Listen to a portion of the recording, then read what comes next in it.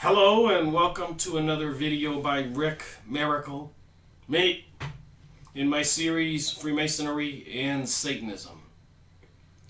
It's April 15th, 2018, and Saturday night, the USA, along with the Allies, launched an attack on Syria, accusing Syria of gassing its own people. I've been watching several videos, pondering what's going on, and it does not seem that they have any proof that the President Assad of Syria gave any orders to gas his people. And of course, John Bolton was just assigned to the President Trump administration. And he's known as a warrior kind of guy. So things are coming to a head. So I thought I would talk about something interesting. Why are things coming to a head? I've been making some videos, on these big thick books. The Encyclopaedia Judaica. And there's 16 to the set. This particular set was manufactured in Israel. And they have a Macmillan that was manufactured in New York starting in 1973. Then, of course, they had a 74 edition, 75 edition. But this is the Keter edition, 1973-74. So I was on Abu's books, and I was looking to see if there were any more of these encyclopedia sets for sale. And believe it or not, I have the 2006 edition of the Encyclopaedia Judaica. I've ordered 4 of them, and they have arrived. And I ordered 2 more. But what amazes me, this is 2006. I wanted to compare what was in the Encyclopaedia Judaica as compared to what was in the old ones to see if they were taking out some information. And the price was reasonable. I got all 4 of them. Big heavy book here. UPS, believe it or not. And I only paid $12. I don't know how they can ship 4 of these. And stacked on top of each other, it's quite heavy. For $12, period. That includes shipping. So I was perusing through this one. Number 14, which is from MEL to NAS in the alphabet. And I came across a particular section here that caught my eye. And I thought maybe it would be an interesting conversation, considering what's going on in the world. And the title that caught my eye is Messiah. So I thought I'd read a little bit from this Encyclopaedia Judaica 2006 about a Messiah. What is the religion of the Jews? What does prophecy have to say? I think that's kind of important, considering things seemingly are going according to plan for a new age, a new world order, globalism, a Jewish utopia, the destruction of all the Arabs in the Middle East, and the possible, seemingly looming destruction of we the people, generally speaking, throughout the world. Those are no small words. I do have a slight cold today. I don't know what I picked up, so bear with me. So I'm going to read, starting on page 113, The Doctrine of the Messiah in the Middle Ages. Jewish ideology in the Middle Ages did not receive from the ancient period a coherent, unified concept of the Messiah. Messianic times and the signs of the Messianic age apocalyptic literature of the Second Temple period, King Solomon's Temple, which was built to house the Ark of the Covenant,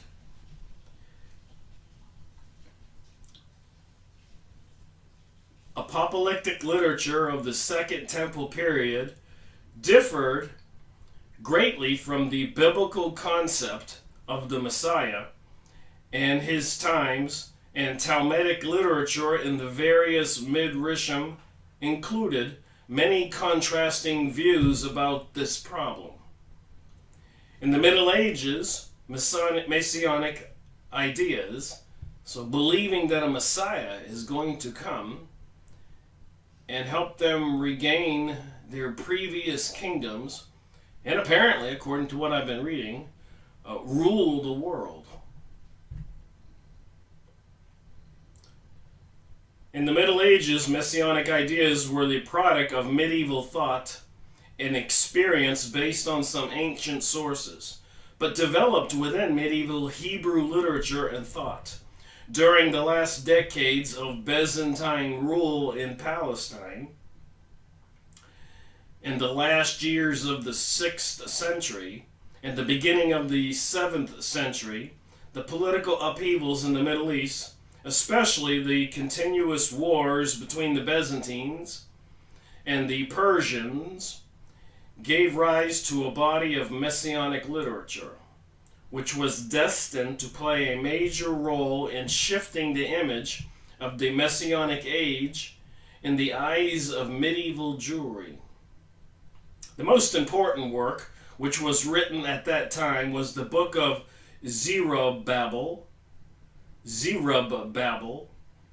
In this pseudo-pictographic work, Zerubbabel, the last ruler of Judea from the house of David, tells his visitors concerning the happenings at the end of days and the time of the Messiah. According to this work, the appearance of the Messiah will be preceded by the appearance of a satanic king of Rome, who will be the son of Satan, and a stone sculpture of a woman.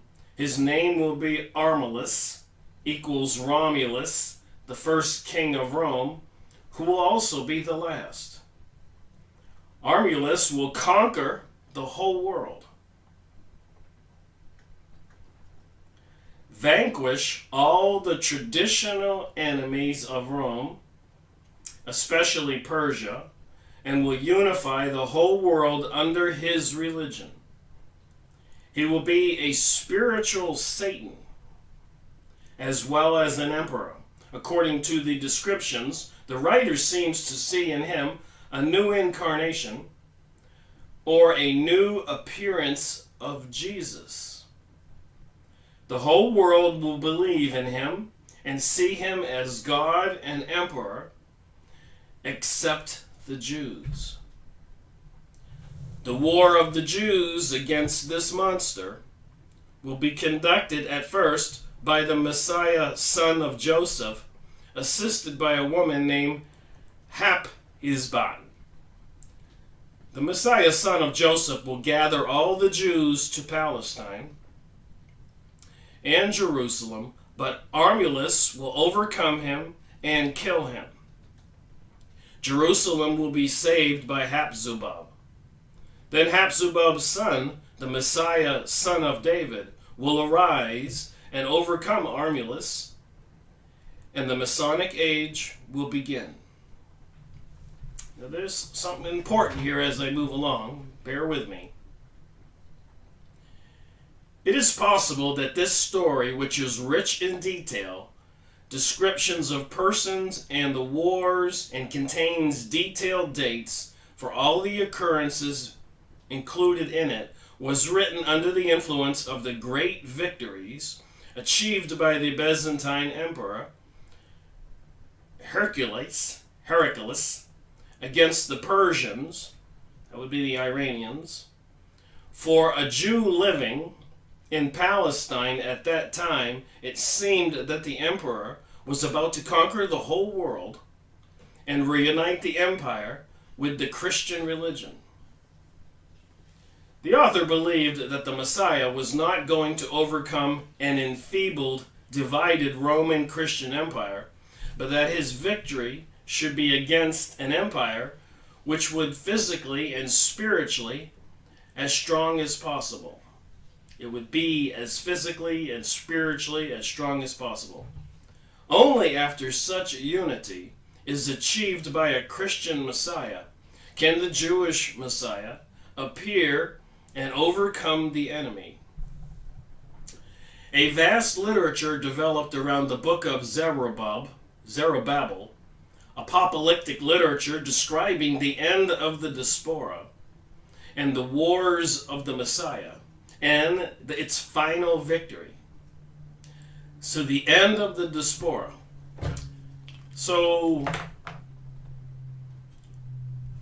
And the wars of the Messiah. So look at some pictures here. So a lot of people don't know what's going on, why we had World War I, World War II, 9/11, and so much more. The getting control of the U.S. economy by controlling its money in 1913, after not having control for 40 or 50 years, and a couple U.S. presidents were killed, a couple were poisoned.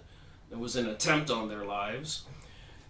These banksters, apparently into some secret mystery religion, and Zionist Jewish, were attempting to take over the world's money supplies. But at the same time, something else was happening.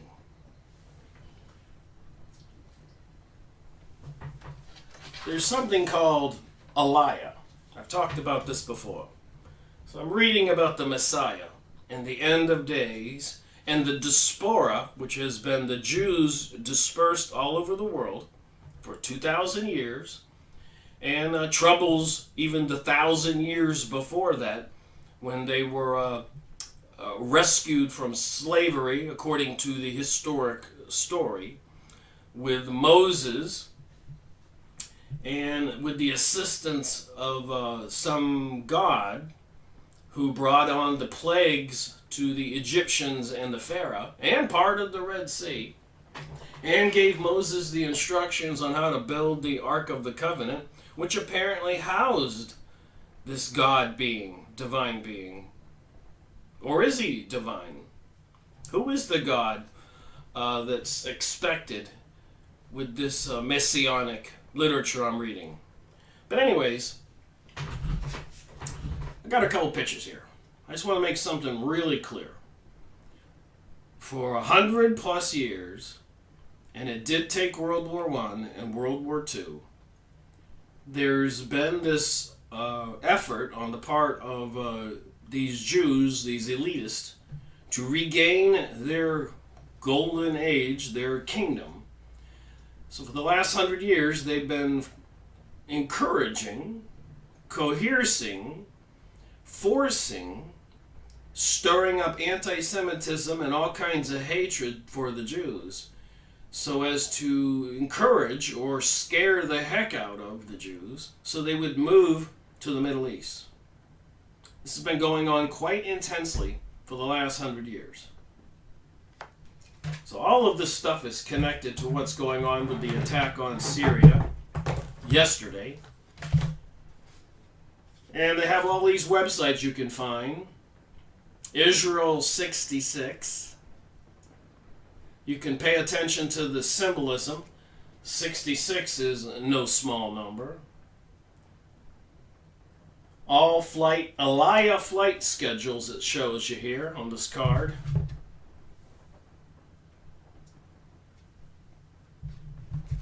Is there a date here? I printed out these pictures a couple years ago. But anyways, even back in the 40s and the 20s, this was encouraged, and they were causing problems all over the world, wherever the Jews might be living, so as to end the diaspora and get the Jews to move back.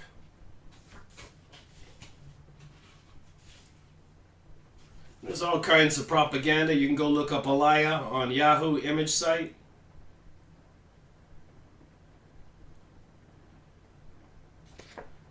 Israel is using missiles to protect its citizens. Hamas is using civilians to protect its missiles. People coming from the United States everywhere, relocating back to Israel. Looks like a happy group of people.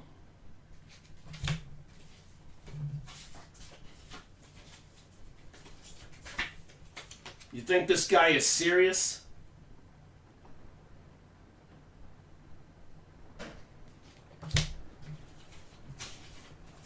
It's quite a big effort.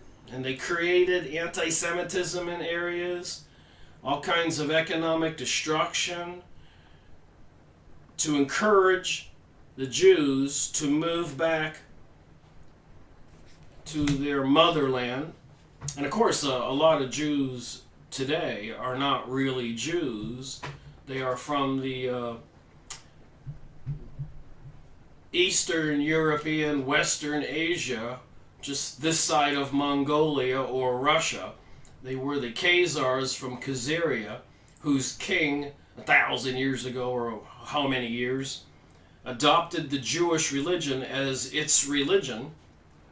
Apparently, when he found out that they were God's chosen people, but these Khazarians were very barbaric people, and would even lease out armies to other kings who were fighting each other. And they were neighbors to the Mongolians, which were a seriously barbaric people.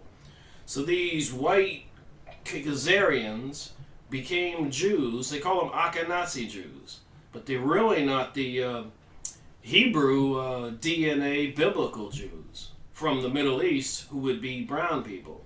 So if you look at the pictures, you don't see too many brown people. But this is another Aliyah celebration.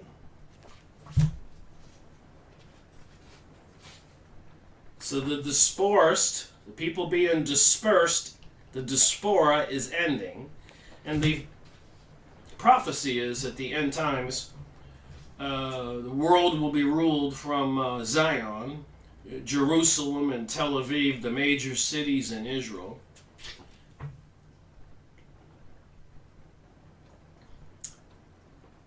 Russian Revolution, Russian invasion, Germany, World War I, World War II, and so much more. Israel Prime Minister Ariel Sharon greets immigrants from France on their arrival at Tel Aviv's Ben Gurion Airport.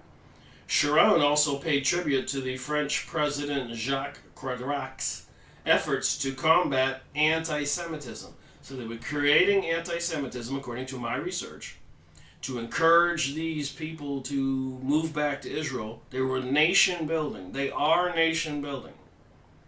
And Mr. Sharon, incidentally, in a heated argument in his Congress, when some of his opponents were saying, we can't keep taking the Palestinians' land, and we can't keep killing them, because the Americans will intervene. And he screamed out, don't worry about America. We control America, and the Americans know it. And remember, they took over the USA money supply in 1913. And apparently put the country into a state of emergency in 1933. No longer operating under the Constitution.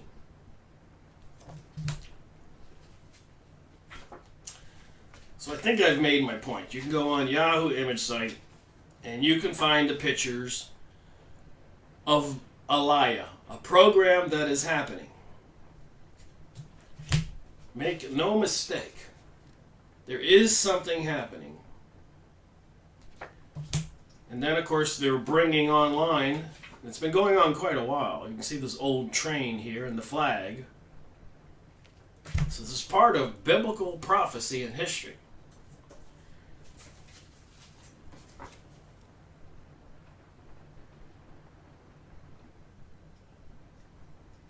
Now this Aliyah Zionist program has been going on over 300 years. but quite intensely for 300 years. And apparently it was causing huge problems in Russia and other parts of the world.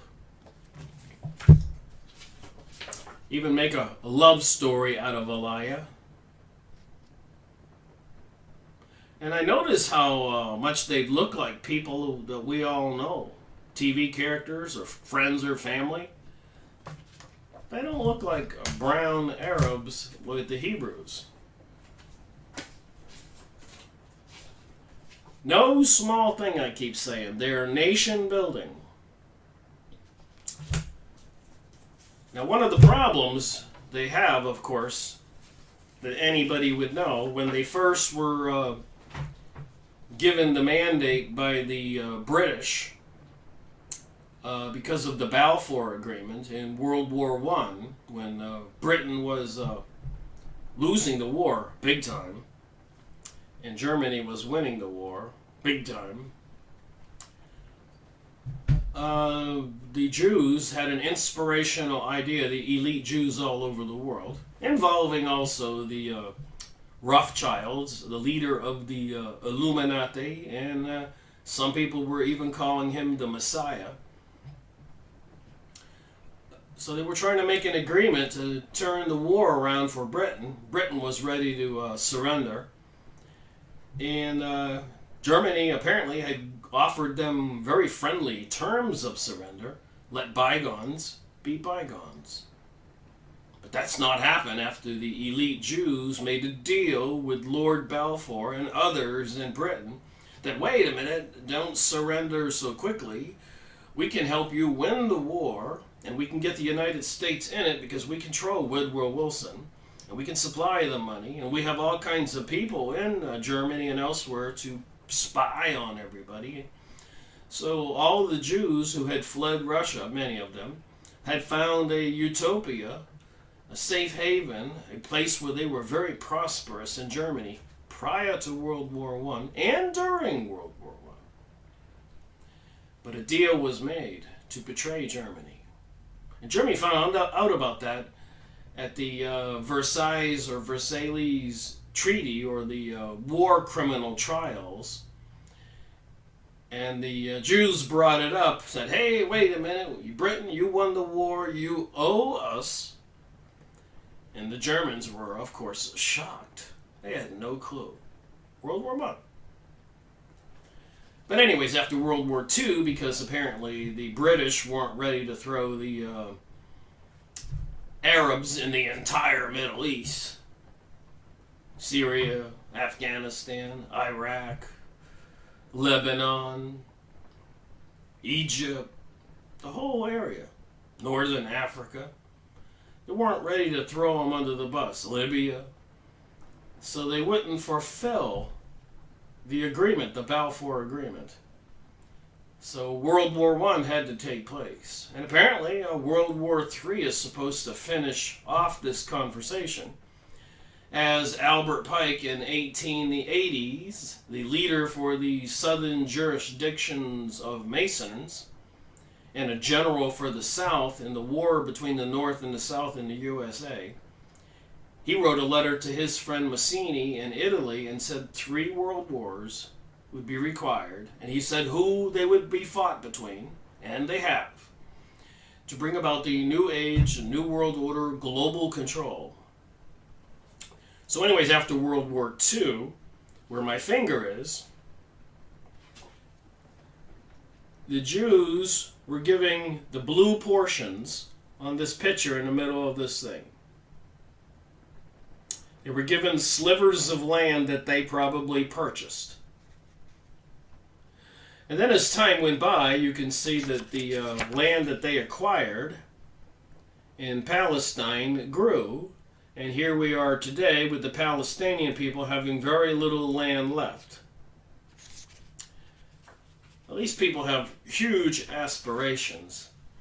And there's something called a Greater Israel, which goes from the Iraqi and Euphrates River all the way down to Egypt, the Nile. As you can see, there's plenty of these pictures if you go on Yahoo image site.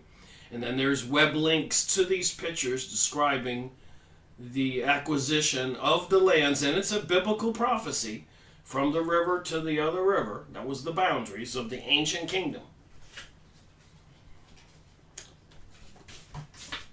Even President Bush and other presidents have traveled to Israel and go to the Wailing Wall and put on the little skull cap. They control our people. And there's all kinds of historic artwork out there of this octopus controlling the world. Now think about that. And think about the attack yesterday, April 14th. And 2 weeks ago, President Donald Trump said he wasn't going to do that attack because of the accusation about poisoning the people. And it's not the first time that they've tried to say that President Assad was poisoning with gas his people. How you gonna prove that? And they got no evidence. Apparently on one talk radio show today with Alex Jones and Joel Skousen, and another video I was watching, the local hospitals and other people, there was no bodies. People weren't rushed to the hospitals or anything. There's no evidence that it happened. And of course, President Donald Trump fired the previous, I think, Secretary of State and brought in John Bolton. And within days, this happens. So things are accelerating. So they do have plans for a greater Israel from Egypt to the middle of Iraq. And you can see it includes the land of Syria. And apparently, one of the threats to Israel's plan, the Zionists who want a Jewish utopia, take over the world, apparently Iran is a possible threat. But they can't take out Iran, according to the story, until they take out Syria. And it's been an unusually long time compared to Iraq, Afghanistan, Tunisia, Egypt, even the Ukraine, the president was thrown out. A lot of politics behind the scene, which involves all of what I'm talking about. The Russian Revolution, and even something called the Morgenthau Plan after World War II, where they had millions and millions of German prisoners and citizens, women and children, that they didn't want to keep alive. They wanted to dispose of them. Look up the Morgenthau Plan. Unbelievable. I was watching one video and it said 30 million people. And of course, after World War I, with the invasion into Russia by the Bolshevik Jews, killing the Tsar and his family, and for the next 10 or 15 years, apparently killing up to 100 million Christians and other good people. So they did it in Russia. They did it in Germany. Apparently in China. These people, even the Encyclopaedia Judaica exclaims that these people are into revolutionary movements. And I want to get back to reading about the Messiah, and all this will make sense. So apparently, they put a serpent on the map. It's some kind of religion of a serpent. And of course, Henry Ford, the automaker, I made videos on his books, The Dearborn Independent. He bought a newspaper just to get the word out.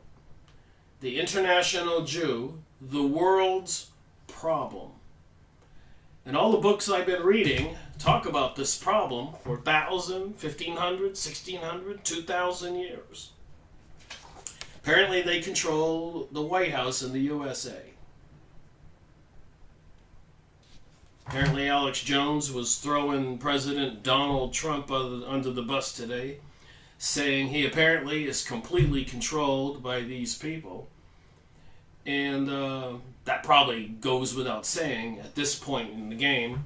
What, they launched 59 missiles months ago at Syria. and the mother of all bombs was dropped in Afghanistan, and President Donald Trump announced that the U.S. recognizes Jerusalem as the capital of Israel, something they've been vying for and fighting for hundreds of years. Can you imagine how these people feel? They're probably giddy with happiness that they're actually taking over the world, fulfilling some kind of prophecy. And apparently there was a lot of talk about Israel dropping phosphorus bombs on the Palestinians. Look at it, molten lava. Undefended Palestinians. These people are serious. These people are serious. A New World Order, Zionism. And they plan on taking control of the USA and Europe, and apparently they have already. The 7 candlestick, this has got 8, 9 candlesticks. But apparently it's replacing the Christmas tree, or Jesus in the baby manger, and the cross. So somebody is trying to eliminate Christianity. And apparently there's a lot of politics involved. Churchill.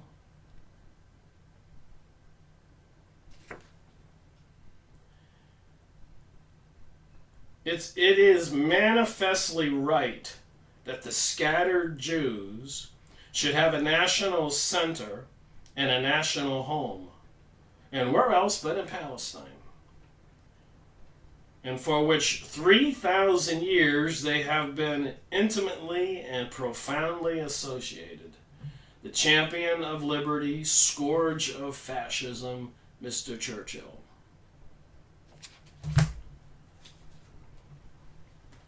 Israel doesn't need your sympathy, it needs you, according to this poster. Colonize, terrorize, nationalize, militarize, radicalize, intimidate, and centralize. Like I said, you can go look up Zionism on Yahoo image site, see these pictures, click the links. It's been going on a long time. There's plenty of evidence out there. The Protocols of Zion. The book review I went over, the Robert Williams, The Ultimate World Order, series number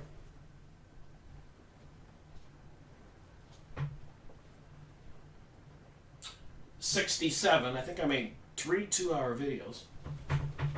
And I made a video on this one. Prior to World War II, there was a book published and a lot of material published calling for a eugenics program in Germany where every man, woman, and child of German DNA descent should be eliminated from the face of the earth. It's called Germany Must Perish. You can look it up.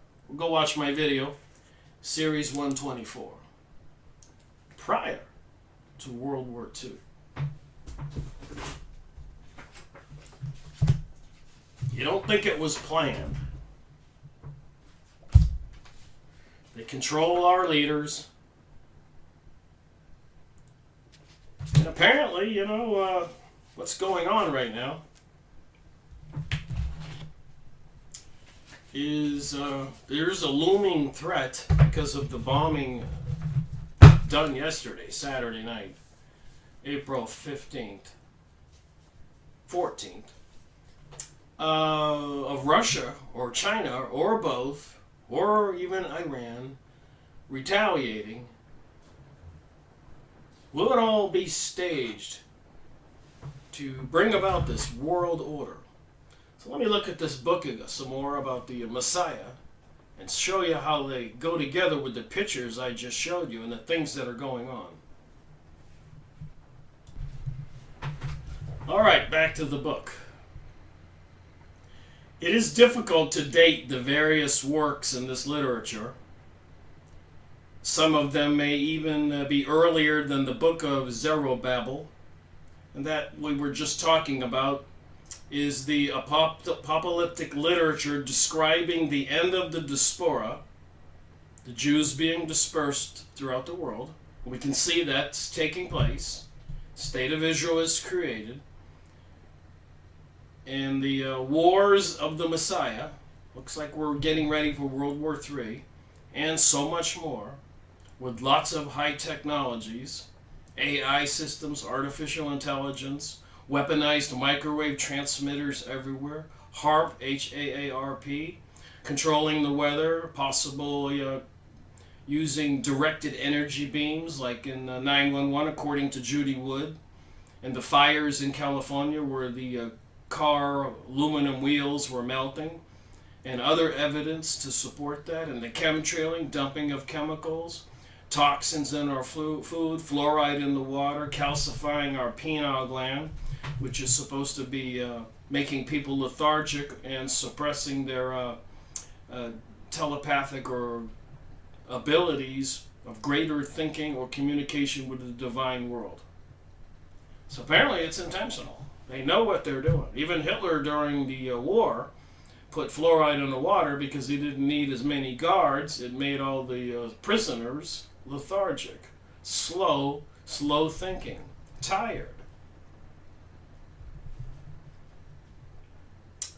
Okay. The signs of the Messianic age, in which 10 occurrences are described as foreshadowing the imminent appearance of the Messiah. This literature had an enormous impact on medieval Jewry. Now remember, clearly, even the communist hearings in the 1920s, plus or minus earlier or after, they testified they were infiltrating all aspects of society. They were intending to destroy Christianity. Jesus, the Savior of the world, the Messiah, they rejected. I guess accuse him of being a false Messiah, and even worse. One of the main characteristics of this apocalyptic literature is the complete absence from it of any doctrinal, religious, or ideological elements. In these works, the future is described as an inevitable end of the world as known in the beginning of a new world. So you get a new age, new world order, globalism. This is in the 2006 edition of the Encyclopaedia Judaica, their encyclopedia. People need to know this stuff. In none of these works is there any explanation as to why anything was going to happen or what a Jew should do in order to help in the great task of bringing about the redemption for the Jews. So they've been having turmoil and difficulties with the world, as I just showed you in the pictures there and read before, for 3,000 years. The apocalyptic future is given as a story, not as a theological doctrine. This fact may be very meaningful in the Middle Ages, when Judaism was divided between conflicting ideologies and theologies. There was nothing in this apocalyptic description which could make it unacceptable to any Jewish ideology. The philosopher and Akhenazi Hazad, so the Akhenazis are a type of Jewish people of descent of the Khazars, which are not Hebrew or brown. They're from the north Europe, northeast Europe, a barbarian nation years ago. So an Akhenazi Hazad, a Kabbalist, they mention a Kabbalist here, and Kabbalists have been accused of sorcery throughout the ages, magicians, etc. What are they into? Or a Rabbinic traditionalist could accept the apocalyptic future as described in the book of Zerubbabel and related works. Thus the appeal of this body of literature became universal to all Jews in all countries in both medieval and early modern times. Another characteristic which helped these ideas to be accepted and believed by all Jews is that this literature contained many elements taken from the biblical and the Talmudic sayings about the Messianic age. The Talmud is supposed to be a sort of an evil version of a Jewish Bible versus the Torah, which is supposed to be the God-fearing good version. And apparently in the Jewish world, there really doesn't exist any more Torah Jews. They're all Talmudic Jews from the Talmud, which gives them permission, and you can look this up, to do some very horrific things, and it describes what they think of us. The Talmud. So now they have Talmud rabbis, not Torah rabbis, which would have been Orthodox, God-fearing, Bible-abiding Jews. So there was a fight in the Jewish community, let's call it 50-50, I don't know what the exact percentages are, but they had to get rid of the Torah Jews who wouldn't go along with the Zionist New World Order. And I suspect it was a lot of those people who were killed in World War II.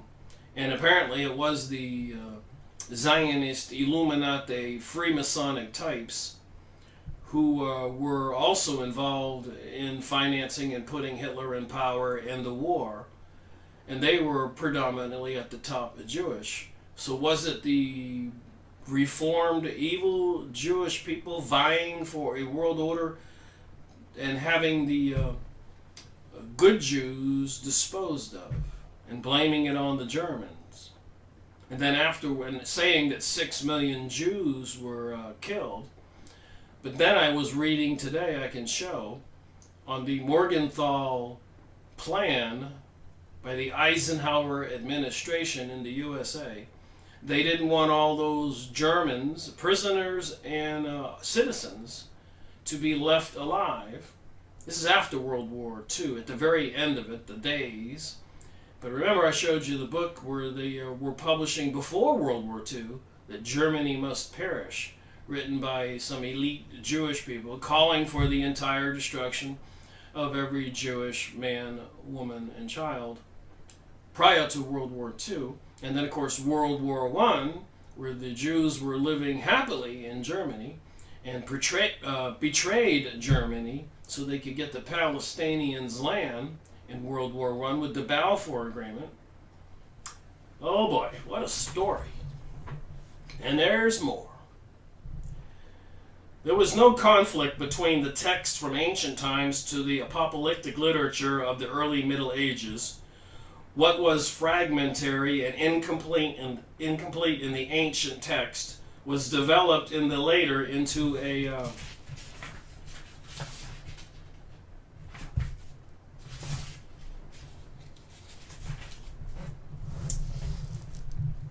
complete, coherent picture in which it was as easy to believe as if it sprang directly from the traditional sources.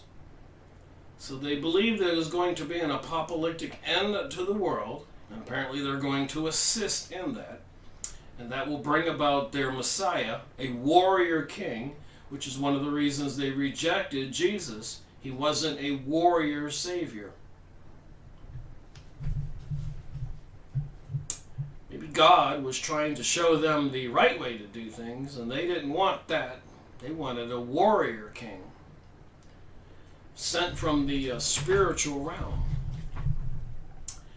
This does not mean that other non-apocalyptical concepts of the Messianic age did not exist in the Middle Ages among Jewish thinkers. Thus, for instance, whereas Eliezer Kiliar, in describing the Messianic age, used images similar to those in the apocalyptic literature, his predecessor and probable teacher, the Peyton Yanni, used more quiet, non-apocalyptical images in referring to the redemptions. So these Jews are trying to be redeemed, and it's a little bit more complicated than that. They want to gain some reward in the hereafter, the other spiritual realm, and they actually believe, it says it in this material, that the more they suffer, the better position they're going to wind up when they leave this material world. Some crazy thinking in here. Most of the philosophers did not accept the apocalyptic picture, even though Sadin Gion, the first systematic Jewish philosopher, included in his book of Beliefs and Opinions, a paraphrase of the book of Zerubbabel, when describing the Messianic age. Melanides and his followers regarded the coming of the Messiah as a political deliverance of the Jews from the rule of the Gentiles. That would be we citizens that are not Jews. Without any upheaval in the order of the world and without any apocalyptic element. Maimonides also opposed messianic speculation and rejected rumors from Yemen and other places that a Messiah had come. However, other philosophers held different opinions. Abraham ben Hayya, a rationalist philosopher with Neoplatonic tendencies, wrote a major work, Megillah, attempting to establish the astrological calculations, the date of the coming of the Messiah. So they were into astrology, into the Kabbalah. That's witchcraft magic. Messianic speculation and attempts to find such dates were a constant feature in Jewish literature in the Middle Ages and early modern times. And there's been a lot of that fear-mongering in these times too. Planet Nibiru, pole shifting, World War III, economic collapse, global warming, climate change, terrorism, ice age, and so much more. Somebody is busy trying to bring about all this fear and get people to believe something. And if you want to believe a lot of channelers, channel entities from the other side that preach, manifestation occurs when you believe something. You can manifest great wealth, positions in your job. You just have to believe you have it and be happy, and it manifests. So if they're doing all these things in the media that these Jewish elites and the Illuminati / other mystery schools, Freemasons, Rosicrucians, Church of Satan, Knights of Malta, Knights of Columbus, Club of Rome, and many more thousand of them. If you believe these people into some secret mystery religion, like on the back of the dollar bill, with the all-seeing eye of Horus and the pyramid, and the many 13s on the other side, and even the Moloch, the owl on the front perched on one of the ones, and the TV show The Simpsons and many other programs showing us details of things that happen before they happen, like the Illuminati card game. These people are playing with us. Dozens of dates were proposed as the dates of the beginning of the redemption. So the Jews are looking for a redemption, which was divided into many stages. Sometimes different dates for different stages were also given. Sometimes the dates set for redemption coincided with the great upheavals in the world and terrible persecutions of the Jews. Like the beginning of the persecutions by the Crusaders in 1096, the year of the Black Death in Europe, and the expulsion of the Jews from Spain, 1492, and the persecutions in Poland and the Ukraine, 1648. But even though one date after the other was refuted, the explanation was that the Jews were not sufficiently righteous to accept the Messiah, and a new date was set. The generations preceding and following the expulsion from Spain was especially rich in such speculation. But in fact, every age engaged in such speculations with very little differences in method and idealistical concept. Among the theological movements of the Middle Ages, the ideas of apocalyptical eschatology, eschatology clashed with the ideas of personal eschatology, the personal reward that a devout person will receive upon his death in the next world. Evidently, when emphasis was put upon personal redemption in the Garden of Eden, the descriptions of national deliverance upon the coming of the Messiah tended to be somewhat blurred. This may have been one of the reasons why Maimonides and his school de-emphasized the apocalyptic nature of redemption. However, among the masses of people, belief in the apocalyptic redemption did not diminish. So, like in apocalypse, the end of the world, everything going up in flames, a nuclear holocaust, whatever they do, a pole shift, crashing the economic system, people going crazy, biological weapons, and microwave, weaponized towers everywhere, transmitters, AI, artificial intelligence. These people who think this way now control our world. And they had a hand in controlling President Donald Trump and having all those raids or missiles sent to Syria yesterday. Another example of them trying to put on him that he's poisoning his people, which time after time proved the opposite. And there are plenty of people on YouTube, reputable people, that are generals, retired even, who you can go look it up, will tell you that there's no evidence. This wasn't what it's all about. It's about those pictures I showed you. It's about the global order, the protocols of Zion, this Jewish utopia, some kind of redemption.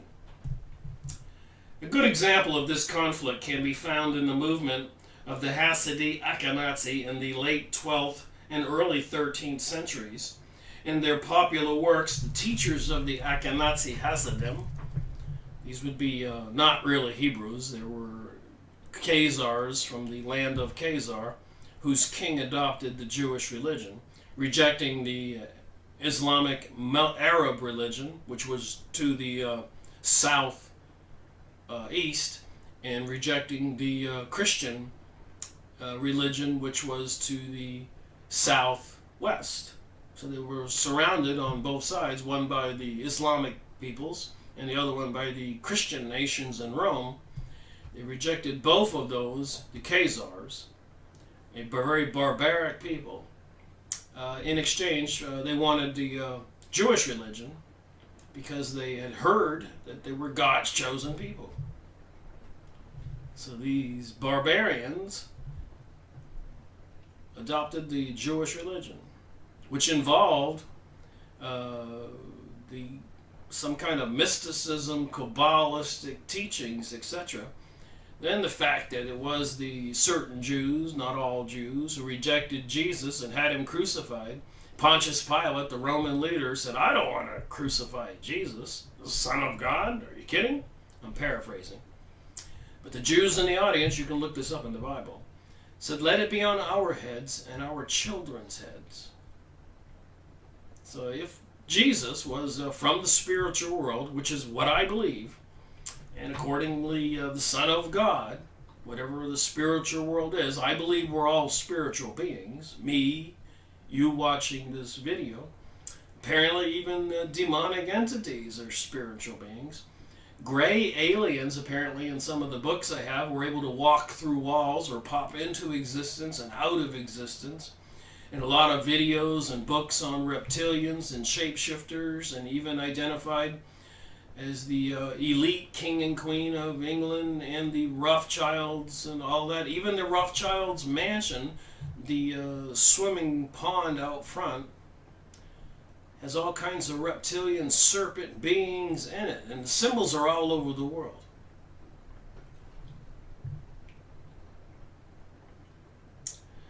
Several passages in the Sefer Hasidim are dedicated to this question.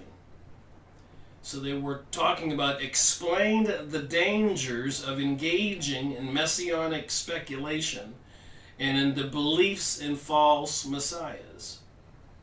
However, from other sources, esoteric work, witchcraft, secret stuff, contemporary documents, a different picture is obtained. It was believed that Judah Hassad knew when the Messiah was to come, but he died before he could reveal it to his disciples. Judah himself explained in one of his esoteric works that there are a few righteous people in every generation who know this date, and they have to keep it a secret. There is no doubt that he included himself among them.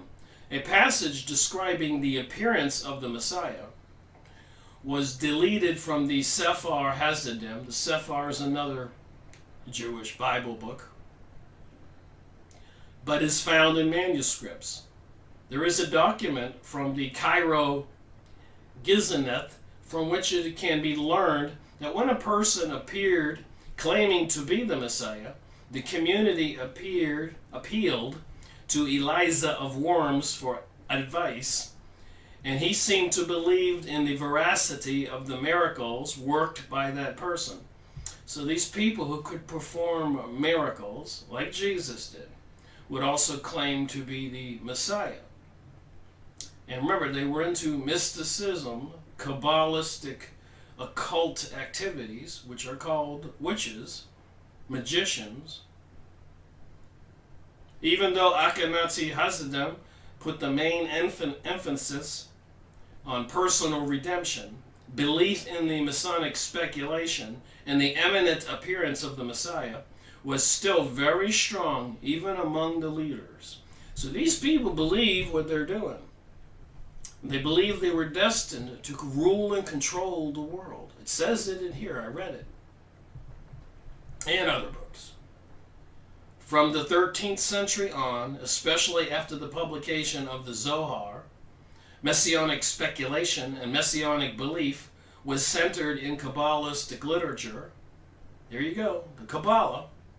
Kabbalists are magicians and witches accused of sorcery and have the Messianic belief. And today, a lot of people are into listening to or watching videos on the internet or buying books about the New Age, in particular channeled material. Esther Hicks channeling Abraham, Lee Carroll channeling Cryon, Jane Roberts channeling Seth, and so many more if you go look it up or go watch my videos. And they get this information from these literature or communicating with some beings in the Kabbalistic literature, culminating in the great Kabbalistic Messianic movement, Shabbatism. And the Shabbatism, Shabbatin Zivi, in 1666 of all years, 1666, claimed that he was the Messiah, and he came up with a new set of commandments. And guess what? They were the opposite of the Ten Commandments. Thou shalt kill, thou shalt steal, thou shalt commit adultery.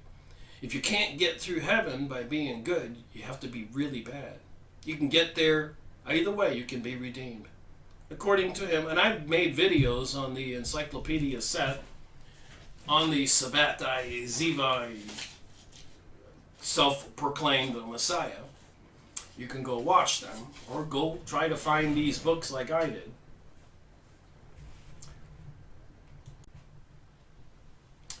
So according to a lot of the material I've gone over, 200 books behind me, got about 600 hours of video material on my YouTube channel, Freemasonry and Satanism, encompassing about 200 books, circling all around these topics. I've tried to have a very broad spectrum of topics I looked into, trying to figure out WTH, what the heck is going on.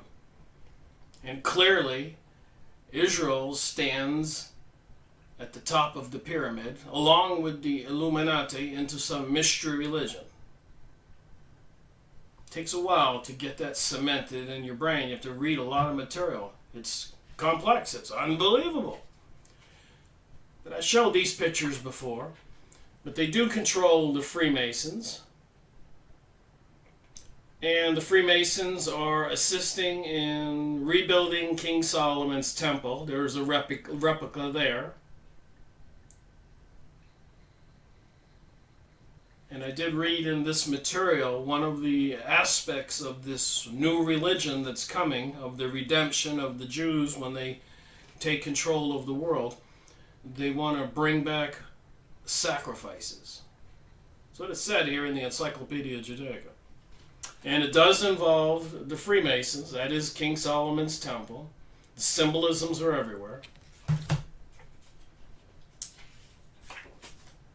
Remember, President John Kennedy was killed at a Masonic park, Delaney Park. And he had made a famous speech prior to that, saying that secret societies are repugnant to the American way of life, and I intend to expose it.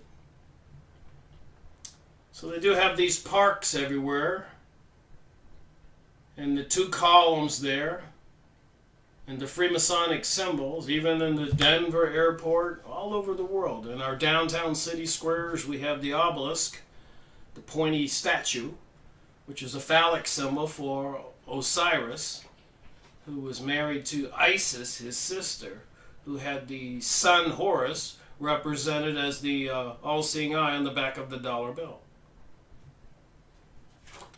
So what is this mystery religion that's permeated all aspects of the leadership of our world? Keeping, generally speaking, the citizens blind to it. And like I said, they want to bring back sacrifices. And apparently this is the pot that they bathe the sacrifices in before they sacrifice them. Look how big that pot is.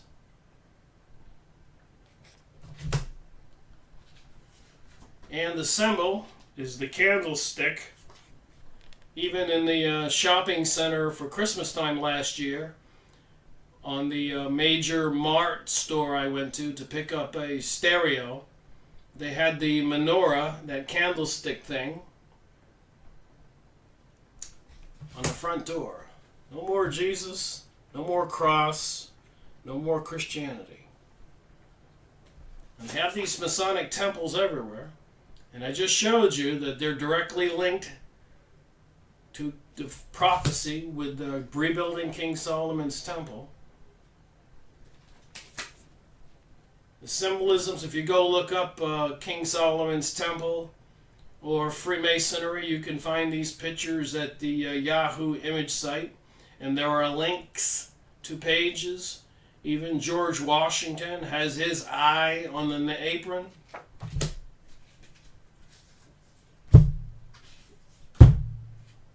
The Masonic lodges are everywhere. And also, if you can find it, I did find it, and apparently it is true. But if you go online and look up President Donald Trump or Donald Trump's mansion in New York, you will see that it looks weirdly, eerily similar to this picture. His residence, with the columns and the floor and everything else, it's unmistakable. And of course, this symbol I've showed it is in the very first video I made, series number 1 on the Freemasonic Bible. And the pictures there have this candlestick. So there is a change of religion. And prior to building King Solomon's temple, they put up a tent complex, even with Moses assisting the Hebrews to get away from Egypt and the Pharaoh. And then when he went up to the mountaintop to get the talk to, I guess, a god, a bright lighted being, a burning bush, a bright light, and the being told him how to build the Ark of the Covenant, apparently to house itself so they could carry this deity around. They had a tent like you see here. This was called a tabernacle, and the Ark of the Covenant would have been inside that closed area. And of course, you see the big pot there they have in the middle of this enclosure, this tented area. It was for bathing the sacrifice. Hopefully it was only animals, but there has been a lot of accusations of sacrificing humans as part of this religion. There's another Freemasonic picture of an artist rendering of King Solomon's temple. So you can go look up Freemasonry and see these pictures and the links, or get the books, or watch my videos. The Arts of Ancient Egypt. So some of this, you can see the columns and everything, has something to do with ancient Egypt. And remember, the Pharaoh was told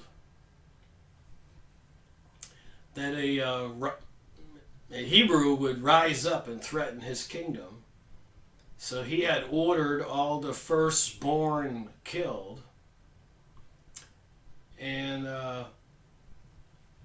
Moses' mother put him in a reed basket, and one of the royal family of the Egyptians found the baby and raised him as Moses.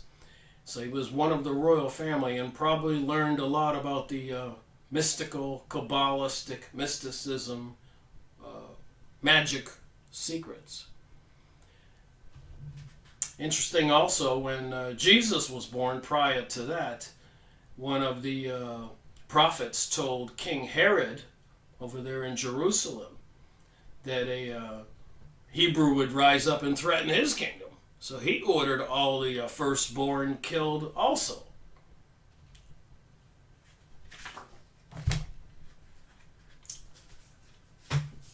I'm just saying, you can go find these pictures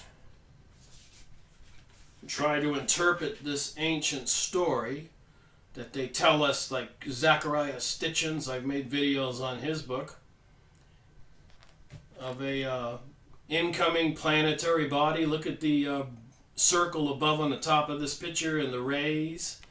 The destroyer, Nibiru, Herculumbus, the Anunnaki aliens, which seems to be the same as fallen angels, archons, involved in with the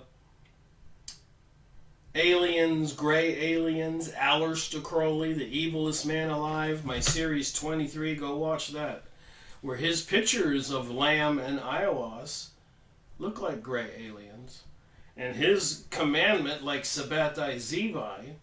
I made videos on Sabbatai Zevi in 1666 from the Encyclopaedia Judaica. His commandments were the opposite of the Ten Commandments. So who would give us commandments to do evil? I guess it would be a serpent being, a fallen angel, the book of Enoch, the book of the dead. The symbols and the pictures. I'm slowly getting better at recognizing what the symbols mean. Apparently, here's the Ark of the Covenant. When you evoke the being that is in the Ark is sitting there in the center. So some kind of being appears.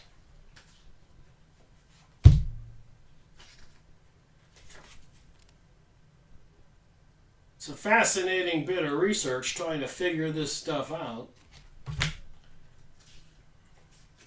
The Spiritans, a history of the congregation of the Holy Ghost.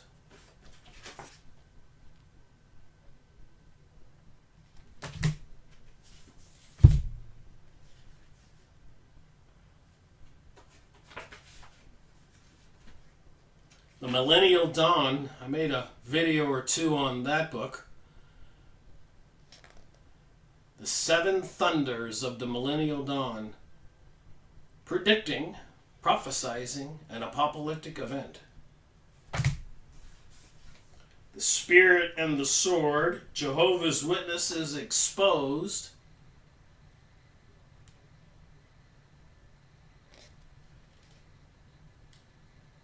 Jehovah Witnesses expose the Third Reich, the Spirit and the Sword. So what are we talking about? the Millennial Dawn books by the Jehovah Witnesses and Mr. Russell, Charles Russell. The divine plan of the ages, and there's that circle with the wings again.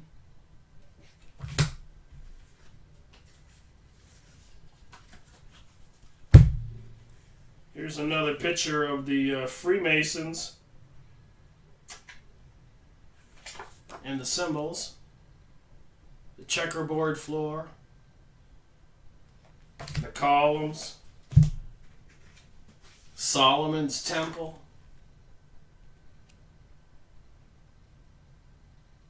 the big boiling pot there in the picture in the center of this video to clean whoever, whatever they're going to sacrifice.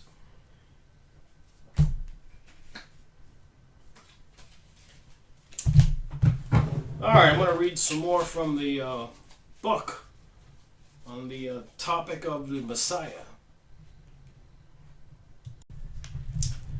Alright, back to the 2006 edition of the Encyclopaedia Judaica. In Modern Jewish Thought, page 114.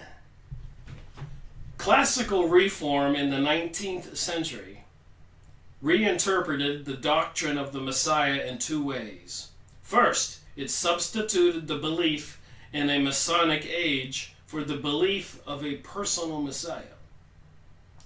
Secondly, the Messianic hope was severed from its traditional association with a return of the exiles to Zion. That would be Zionism. That would be Aliyah, where all the Jews are returning back to their newly acquired property in the Middle East. Was Palestine, now it's the state of Israel. And it took them World War I and World War II to get there. So they'll stop at nothing, and probably World War III. The return of the exiles to Zion, these associations being viewed as too particularistic.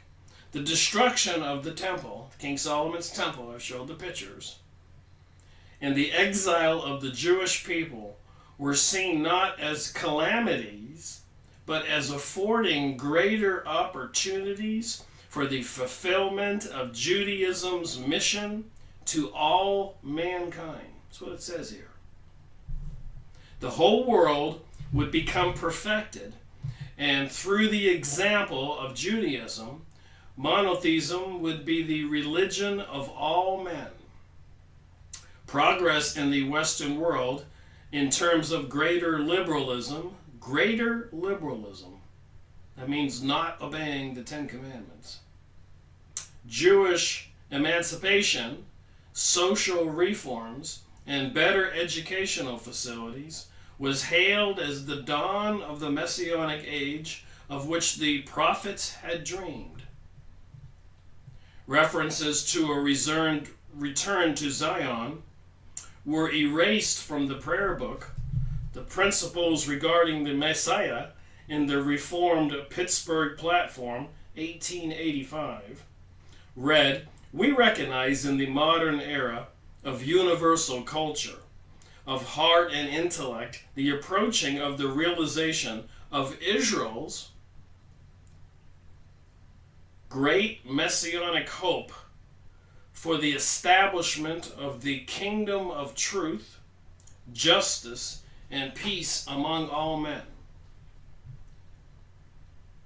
Knowing what we know now, this is before they acquired the Palestinians' land, but this just goes to show you, this is back in 1885, how long they've been eyeballing Palestine and trying to buy up property.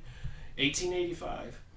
But the Ottoman Empire, which was the Turks in Turkey, controlled all of the Middle East and would not have the Jews establishing a homeland in the Arab world. So with World War I and World War II, I think World War I wiped out or destroyed the Ottoman Empire. It was part of the plan.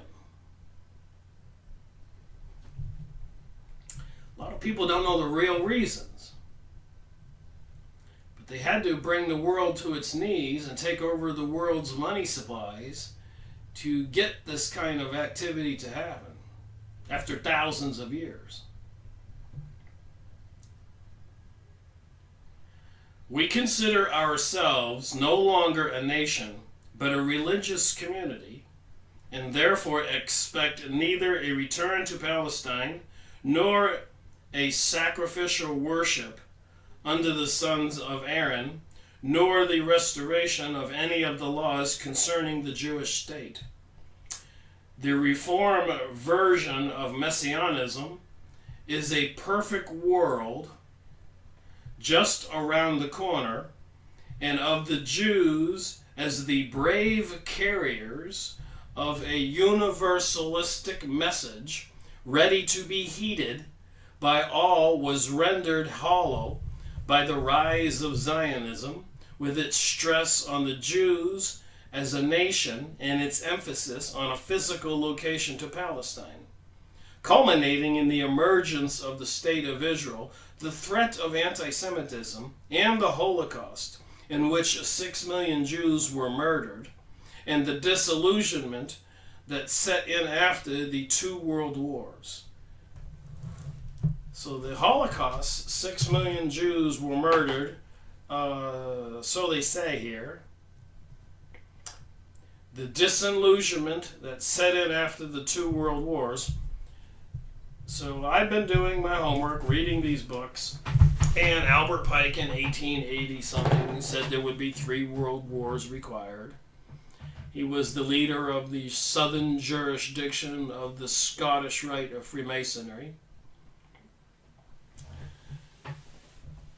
So they brought us these wars, and there's more to this story here. Something called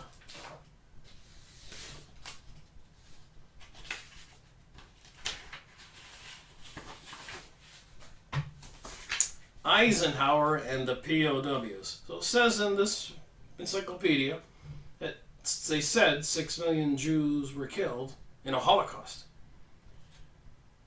But according to my research, with the Morgenthau Plan and the last days of the war, a decision was made with the Eisenhower and the elite Jews who had his ear, who controlled him, that none of those Germans were going to be allowed to live. So according to my research, not trying to get into this too much, you can go look it up, but you can find the documents. But apparently 30 million Germans, men, women, and children, were exterminated. Now wait a minute. Jews were saying the Holocaust was 6 million Jews. But according to my research here, and the video I was watching, and the book I ordered online,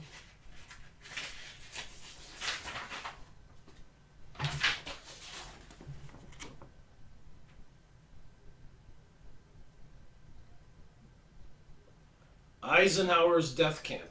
And isn't that interesting? The name of this magazine was Saturday Night.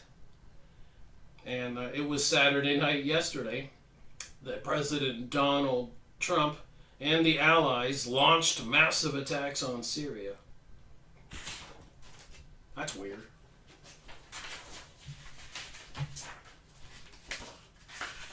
And it's all in the YouTube videos calling it these Saturday night strikes.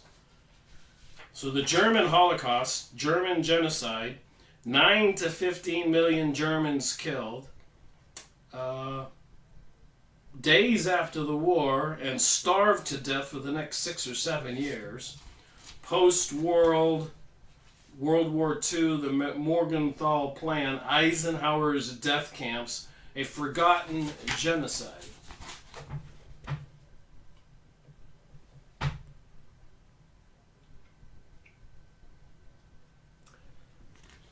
So I did check on used book sites, and I did order one book. Maybe I'm going to order another one by some well-known authors on this topic. So 15 million, 30 million, Well, that's 2 times or 3 or 4 times the 6 million Jews, they said. And then, of course, after World War I, when the Bolshevik Jews went into Russia, it was espionage. They were spies, and it was covert, and abducted the Tsar and his family, took them out to a country house and shot them all, and then proceeded in the next 10 or 15 years to kill 25 million up to 100 million Russians, Christians and otherwise, by the Jews. So in Germany, 15 million plus. One video I was watching said 30 million. And then in Russia, after World War I, it was 25 million or 100 million. And here the Jews are calling the worst disaster in the world the 6 million Jews. And even prior to World War II, you can look this up, but there were ads taken out in the papers in New York and the world exclaiming, prior to the war, that 6 million Jews were in danger, and they were soliciting donations and stuff like that, and trying to get some support for the obtaining the Palestinians' land to create the state of Israel, to bring about some prophecy philosophy that I'm reading in this book about a Messiah. It's all intentional. And it does involve the Illuminati banksters.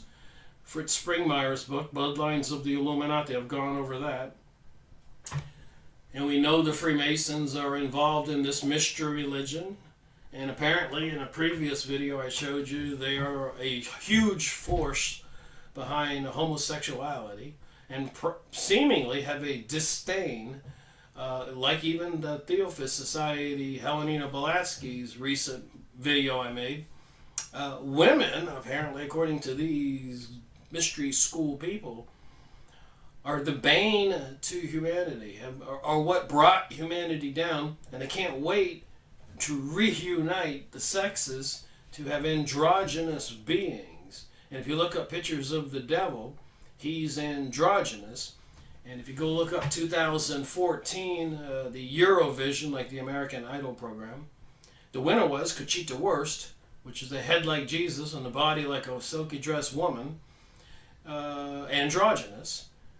And on our city squares, everywhere across from the courthouse, they have the obelisk, the pointy thing. So you start to get some common denominators, you connect the dots. Let me go back to the book here. All right. A statement by the conference dealing with the Messianic question reads, "In all lands where our people live, they assume and seek to share loyally, the full duties and responsibilities of citizenship, and to create seats of Jewish knowledge and religion." Well, I disagree with that. The books I've been going over, even the Jews of Poland, and many other books, the Jews didn't want to have anything to do with the people in the countries they were living. So it just makes me wonder about this Encyclopaedia Judaica, trying to paint this picture in a positive light. It's hard to believe this material is being honest. In all lands where our people live, they assume and seek to share loyally the full duties and responsibilities of citizenship, and to create seats of Jewish knowledge and religion. In the rehabilitation of Palestine, the land hallowed by memories and hopes, we behold the promise of renewed life for many of our brethren. We affirm the obligation of all Jewry to aid in its upbuilding in the Jewish homeland by endeavoring to make it not only a haven or refuge for the oppressed, but also a center of Jewish culture and spiritual life. Throughout the ages, it has been Israel's mission to witness to the divine in the face of every paganism and materialism. We regard it as our historic task. Cooperate with all men in the establishment of the kingdom of God, of universal brotherhood, justice, truth, peace on earth. That is our messianic goal. But that doesn't add up. If you go read the Protocols of Zion, Rabbi Marvin Anthelman's book, To Eliminate the Opaque, Volume 1, Volume 2, go watch my videos. PhD Jewish author in Canada, Henry Macau, who wrote the book Illuminati, the Cult That Hijacked the World. And so many others. Henry Ford's books, Fritz Springmeier's books. I got 600 hours plus of videos on YouTube by 200 books behind me. Let's go watch some of those and take some notes and see if you can't connect the dots. So I don't believe what they said in this book. Now, if they are serpent worshippers, Lucifer, Satan, who is known as the deceiver, then they would not tell us the truth anyways. And always, if you pay attention, these organizations that they have, like the gay rainbow pride parades, or the Women's March, or the Black Lives Matter, or White Lives Matter, all organized by these people. They do use names that apparently seem benevolent to us, but actually it's a revolutionary incitement. They're trying to incite people. They're trying to divide and conquer. But back to the book under the topic of Messiah. There is a tendency among some modern Jewish thinkers to evoke once again the traditional idea of messianism as a direct divine intervention in which a new heart will be created for men rather than an automatic human progress towards the ideal state. Even a determined non-supernaturalist like Mordecai Kaplan can write, Questions Jews Ask. Guess I got to try to find that book. 1956. We can no longer believe that any person or semi-divine being is divinely destined to rule as the Messiah and usher in the millennium. Nevertheless, the idea of the Messiah can still figure symbolically to express the valid belief in the coming of a higher type of man. So they're into genetics, they're into cloning, they're into very advanced technologies, they're into AI, artificial intelligence, weaponizing microwaves, dumping chemicals in the sky, messing with Mother Nature, HARP transmitters, directed energy beams. It says here, we can no longer believe that any person or semi-divine being is divinely destined to rule as the Messiah and usher in the millennium. Nevertheless, the idea of the Messiah can still figure symbolically to express the valid belief in the coming of a higher type of man that this world has yet known. Will Herberg, Judaism and Modern Man, 1951, this has been going on a while, is typical of the new school of thought. History cannot redeem itself. It proceeds and ends in catastrophe from which it must be redeemed by God. Even the most perfect world state could do no more than enforce peace throughout the world, but the hatred and conflicts among men would remain. The peace in the Messianic age, dreamed of by the prophets, is, on the other hand, an inner harmony that needs no external sanctions. To attempt to reduce the prophetic vision of perfection to the level of perfectionist utopianisms is to throw confusion into both practical politics and the ultimate insights of religion. It is not surprising, therefore, to find voices raised, also outside the Orthodox camp, in favor of retaining the doctrine of the personal Messiah sent by God. Orthodoxy, that would be the people who adhere to the Old Testament and the Torah. Orthodox, people who are seriously religious. Orthodoxy retains unimpaired the traditional doctrine. The Messiah is a scion of the house of David. He will reign in Jerusalem, will rebuild the temple. I just showed you pictures of the Freemasons with the artist renderings. And there are activities, archaeological digs and things going on in Israel today, all over the Middle East, looking for artifacts. What do you suppose that's all about? We'll rebuild the temple, and we will reinstitute the sacrificial system. It says it here, we'll reinstitute the sacrificial system. And nobody would believe me, so I got to show it. Where my finger is, if you can pause the computer and read it. Third line from the bottom.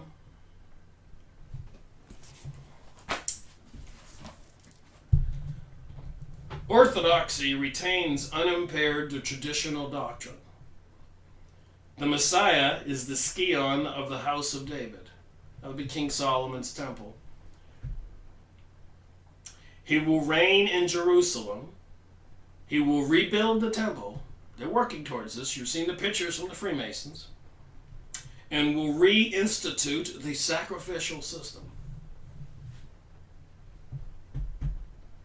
There's a lot of documented history, like with the Mayans sacrificing people on those pyramids. And even in Dominican Republic, they built this Catholic church type structure. Huge. And on top of it, it looks like a Mayan pyramid. And inside, it was explained that there's a long corridor. And on the left and the right are just all these doors, like cells with bars on them.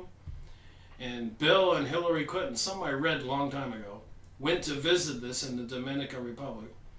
And Hillary's eyes teared it up. And she said she couldn't wait to see it in action.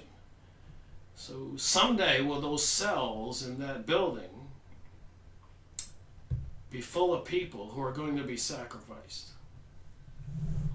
Even the government has purchased 30,000 guillotines and apparently secretly passed the USA government something called Noahic laws, which the punishment for heresy for this new religion is the preferred method is execution by beheading. So it looks like something's coming.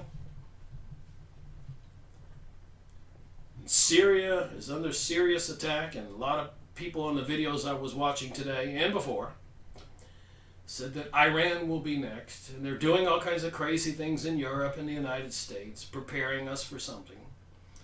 With all the artificial intelligence and transmitter systems coming online, monitoring us. They know who knows. They know what we do.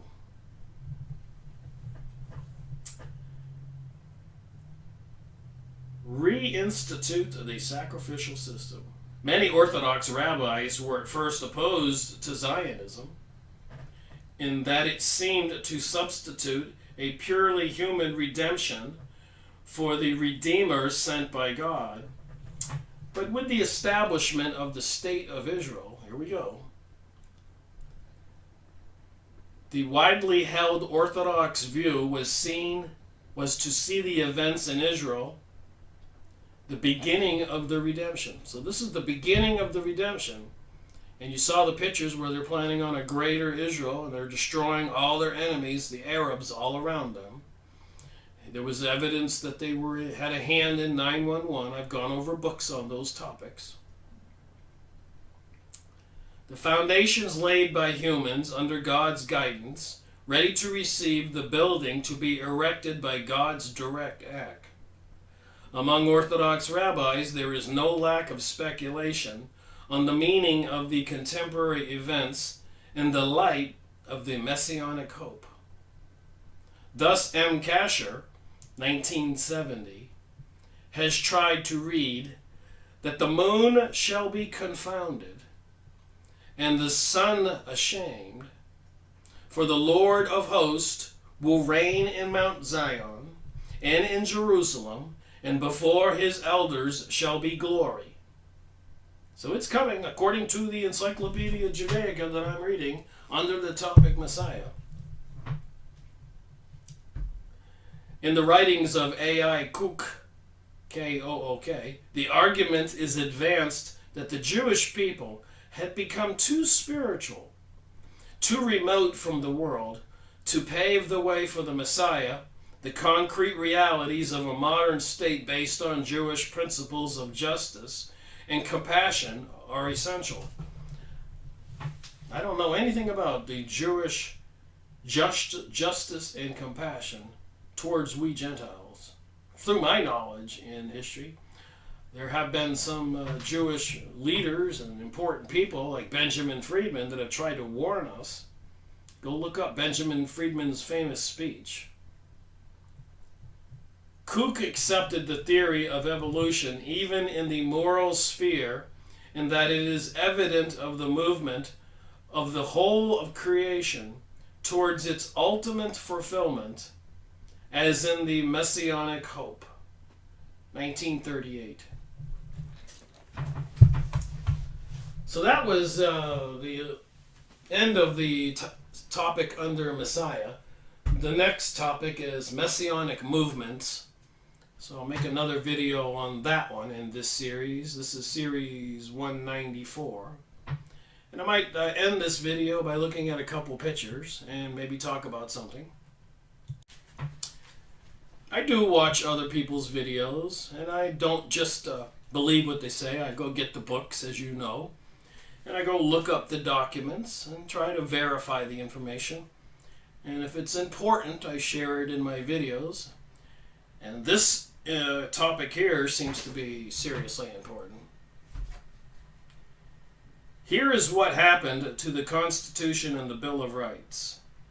A special report on the national emergency of the United States of America. You can go look this up. I did.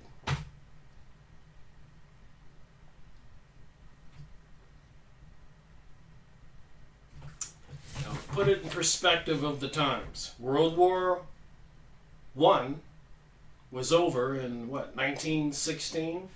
The Russian Bolshevik invasion was 1917, and the killing and murdering went on there from 17 to 27 to 30, 10 or 15 years, killing up to 100 million people in Russia.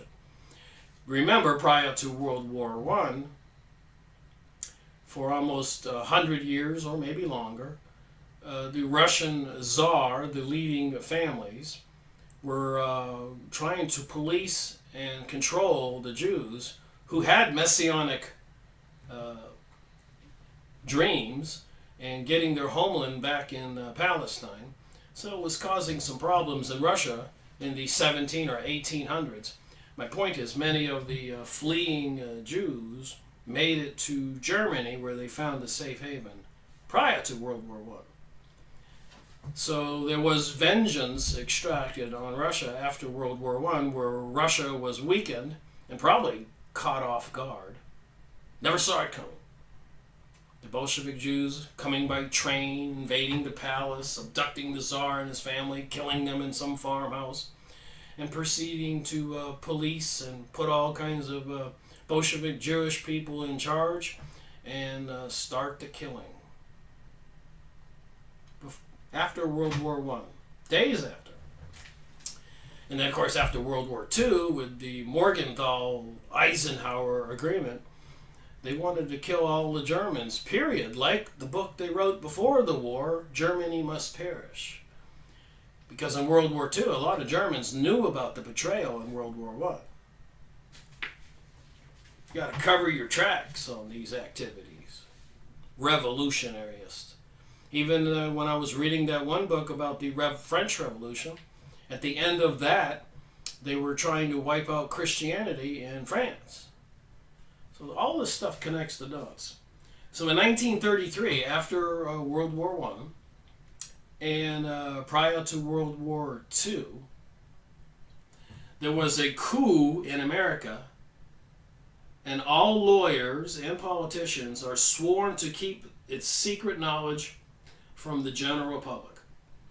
So they apparently put the United States in 1933, prior to World War II, after World War I, during the murdering going on in Russia, the Russian Revolution, they canceled the Constitution and the Bill of Rights and put the United States into a state of emergency, which allowed them to make all kinds of laws and take actions contrary to the Constitution and the Bill of Rights, and apparently it's still in effect. As long as the president declares a war or national emergency, and I think since 9/11 we certainly fall under this category, he and his army of unconstitutional agencies can maintain the appearance of power and control over the population. Makes you wonder about Jade Helm 15 when they were doing all those military exercises across the USA using artificial intelligence, AI software programs to make decisions. So it will not be humans that will be coming to get people. It'll be computer systems based on metadata, what people know, how they're categorized. Even said that some places had the red dot, yellow dot, and green dot on their mailboxes in rural America. Of course, red dot means you would be assassinated right away. Yellow dot probably means you go to a re-education camp. And green dot means you're in there. You're probably a member of the Church of Satan, or a high-level Freemason, or Illuminati, or these people. Rainbow Coalition. Anti-Christian. They know who is who.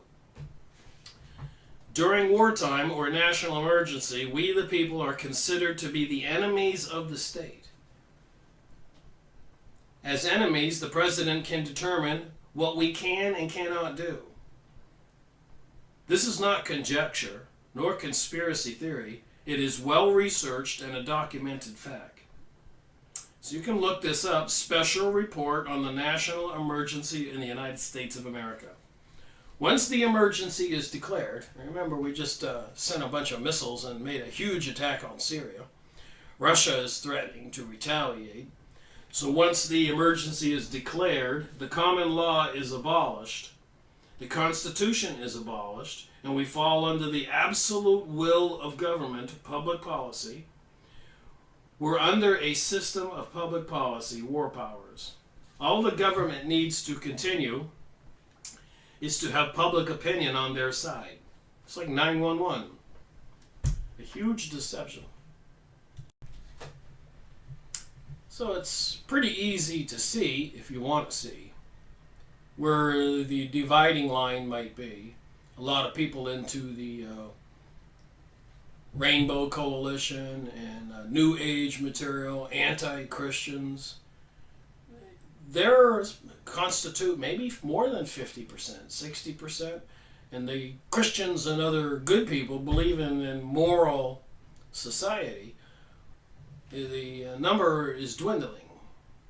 The mind control, zombieism is increasing.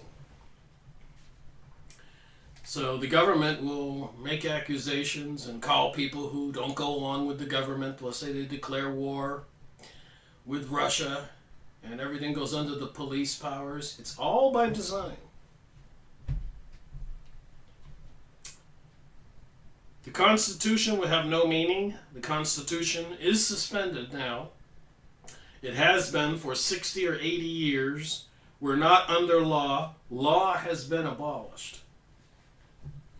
So when you go into that courtroom with your Constitution and common law in your hand, what does that judge tell you? And when you go into the courtroom, if you notice a flag with a gold fringe around it, that means maritime law. That is not constitutional law.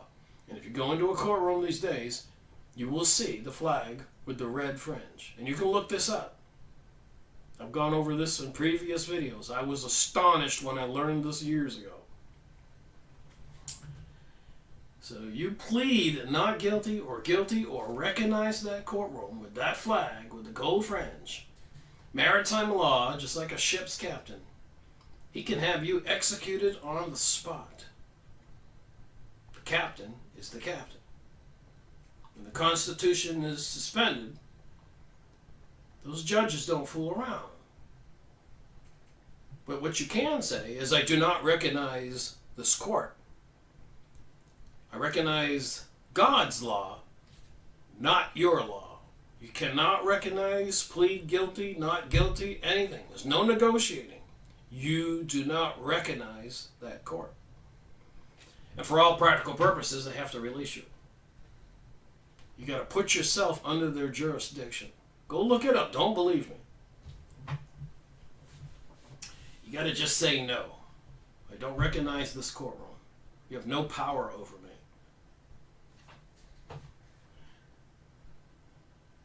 You have no personal standing at law. He tells you not to bother bringing the Constitution into his court because it is not a constitutional court, but an executive tribunal operating under a total different jurisdiction. Just thought this was important to mention. There's more pages of material I have here.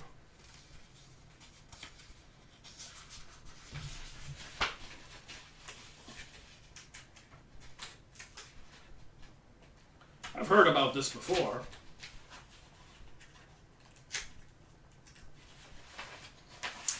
Here's another document. Has the Constitution been suspended since March 9th, 1933?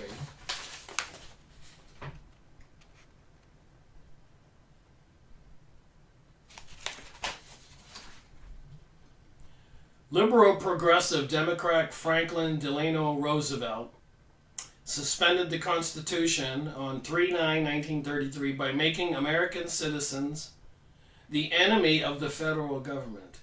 The Act of March 9th, 1933 is still in effect today.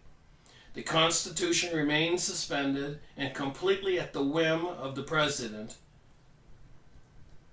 Update, Senate Report 93-549, written by Congress 1973, states that in the very first sentence, since March 9th, 1933, the United States has been in a state of declared national emergency. Under the powers delegated by these statutes, the President may seize property, organize, and control. So this was a special Senate report in 1973 acknowledging that we're under this emergency national state.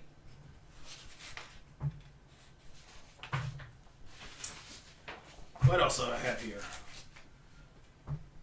Congressional Issues 2012. Craig for Congress. So this is a guy running for Congress. Has the Constitution been suspended?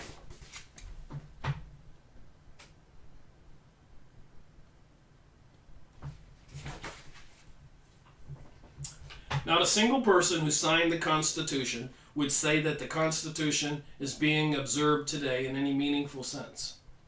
Scholars and political scientists will tell you that most people don't know. We no longer live under the Constitution with the three branches of government. We live under administrative law in an administrative state. James Friedman has called the administrative state a fourth branch of the government, but it is actually a form of the government which Madison, as he wrote in The Federalist, would have called the very essence of tyranny. So there's 8 pages to that one. Here's another one, one of 9. Has the U.S. Constitution been suspended since FDR?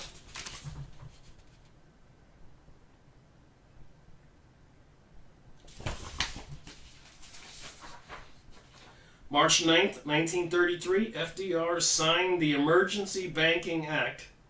Emergency Banking Act. So in 1913, the Illuminati, Rothschilds, Morgans, and Schiffs elite Jewish people took over the USA banking system in 1913. So apparently, they bankrupted the United States after World War I. We borrowed from them and owed them money, and the U.S. was probably going into default. So Roosevelt, who was one of their men, and you can see the gold fringe on this flag, although it's not gold color, you can see it. So the Emergency Banking Act put the United States under the emergency nationalism, not the Constitution or Bill of Rights. And the gold fringe is on that flag. Like you see the front fringe.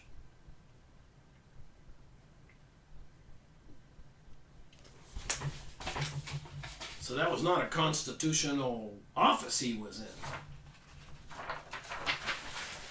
Suspended since FDR declared the state of emergency in 1933. The U.S. Constitution was suspended since 1933. So you can go look up these documents and read them. Let's see what else I have here. I was perusing it. I got to sit down and read all these pages.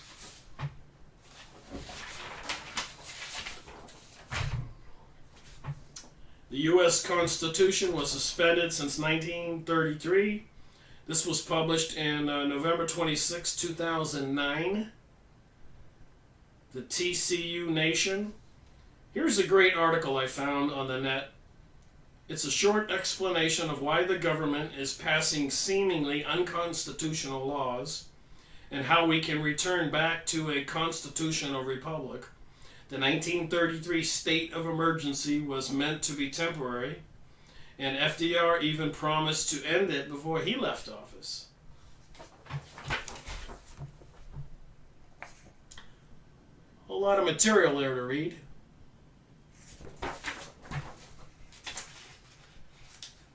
It seems like we're in trouble.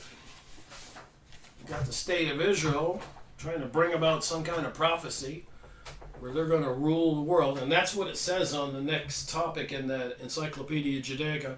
The next chapter is called Messianic Movements. It talks about how they're chosen to rule the world. And here on Yahoo search, as you can see, Constitution suspended in 1933. There was 2,100,000 results.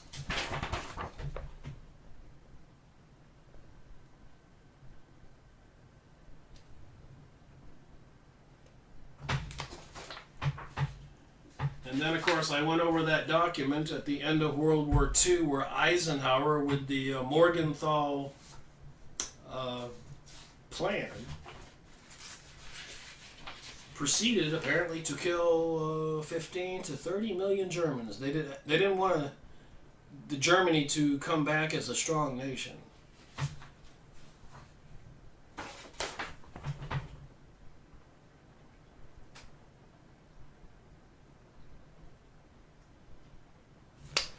But they don't teach that in school.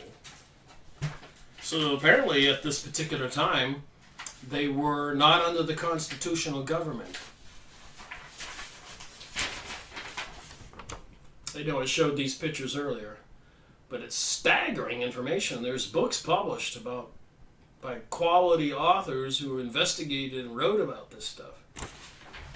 And apparently they did the same thing in Japan, and even told the soldiers to rape and kill the women in Germany and in Japan, according to these books and videos I was watching. It's a strange world we live in, and apparently we're not in charge, we the people, citizens, but these people who are in charge have plans. And apparently there will be a greater awakening, and they're preparing for it with the AI, artificial intelligence, and the microwaving communication systems, which is probably weaponized. It's a microwave oven. And they're putting up these towers miles apart everywhere.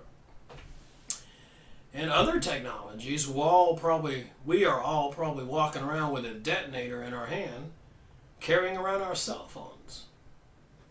And the TVs can watch us, and your electricity, the smart meters, and the chemicals in the sky.